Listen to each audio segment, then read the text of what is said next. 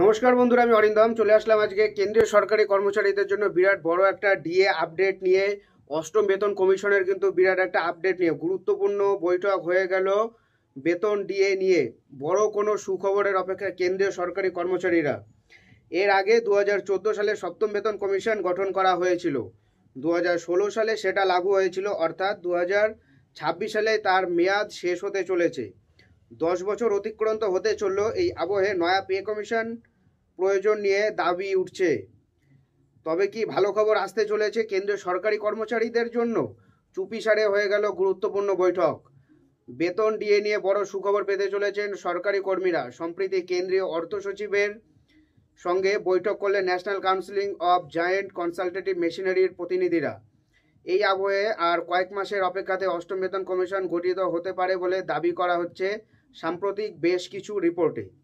এর আগে 2014 সালে সপ্তম বেতন কমিশন গঠন করা হয়েছিল এবং 2016 সালে সেটা লাগু হয়েছিল, অর্থাৎ 2026 সালে তার মেয়াদ কিন্তু শেষ হতে চলছে। 10 বছর অতিক্রান্ত হতে চলল, তবে এই আবহে নয়া পে কমিশন প্রয়োজন নিয়ে দাবি উঠছে। সাম্প্রতিক একাধিক রিপোর্টে এই দাবি করা হয় নভেম্বরে অষ্টম বেতন কমিশন নিয়ে চূড়ান্ত সিদ্ধান্ত নেওয়া হতে পারে।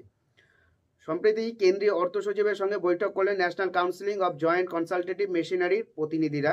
সেই বৈঠকে সরকারি কর্মচারীদের তরফ থেকে অষ্টম বেতন কমিশন গঠনের দাবি জানানো হয়। উল্লেখ্য, এর আগেও এই মর্মে দুটি স্মারকলিপি সরকারের কাছে জমা দিয়েছিলেন সরকারি কর্মচারীরা। প্রসঙ্গত উল্লেখ্য, এই জয়েন্ট কনসালটেটিভ মেশিনারি কমিটিতে কেন্দ্রীয় কর্মী এবং সরকারের প্রতিনিধিত্ব থাকে।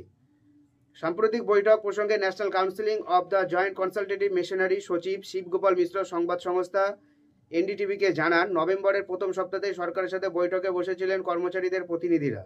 এদিকে সরকারি কর্মীরা আশা করছেন আগামী বছর বাজেটে অষ্টম বেতন কমিশনের গঠনের কথা ঘোষণা হতে পারে সরকারের তরফ থেকে।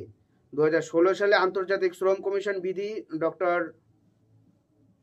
এই ক্রয়েডের ফর্মুলার ভিত্তিতে 26,000 টাকা মাসিক ন্যূনতম বেতনের দাবি জানানো হলেও ন্যূনতম বেতন 18,000 টাকায় রাখা হয়েছিল।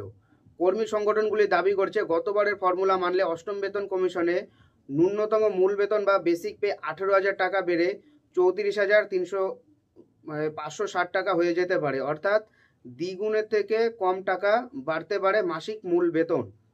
পাশাপাশি এই অনুপাতে বাড়বে মহার্ঘ ভাতা, travel allowance, house rent allowance সহ বিভিন্ন আরও সব ভাতাও কিন্তু এটা কিন্তু বাড়বে। অর্থাৎ সেটা একটা বৈঠক কিন্তু হলো এবং কিন্তু ইনি কিন্তু বলছে যে বাজেটে কিন্তু এই অষ্টম বেতন কমিশন নিয়ে কিন্তু এবার কিন্তু ঘোষণা হলেও হতে পারে। সো এটাই হলো আজকের আপডেট। এরকম আপডেট পাওয়ার জন্য অবশ্যই কিন্তু আমাদের চ্যানেলটাকে সাবস্ক্রাইব করে আমাদের পাশে থাকতে হবে। দেখা হচ্ছে পরের ভিডিওতে। ভালো থাকবেন সবাই। নমস্কার, জয় হিন্দ, বন্দে মাতরম।